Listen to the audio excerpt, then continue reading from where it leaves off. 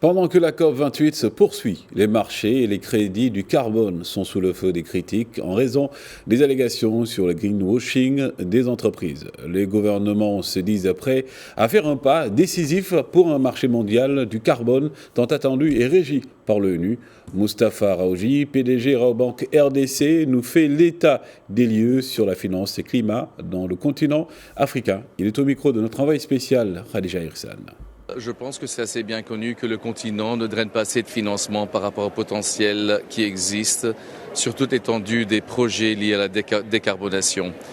Très récemment, on était à l'AFIS, à Togo, sur un événement qui est sponsorisé par Jeune Afrique, où la SFI avait fait une présentation qui remonte que 10% ou moins de 10% des financements mondiaux sont destinés pour l'Afrique, et c'est l'Afrique du Nord et l'Afrique du Sud compris, donc c'est pour tous les continents.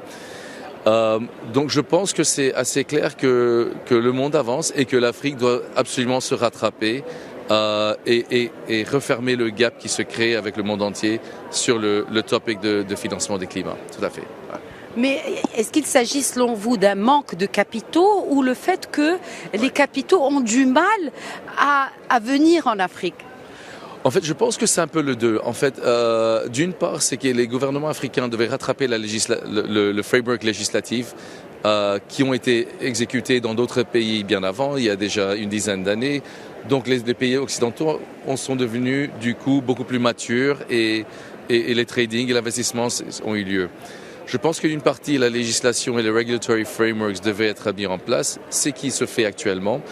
Donc nous sommes très optimistes pour les années à venir de ce qui pourrait être les options des financements sur le continent. De l'autre côté, je pense qu'également que vous avez le marché volontaire du carbone, des crédits carbone, et par rapport au marché réglementé.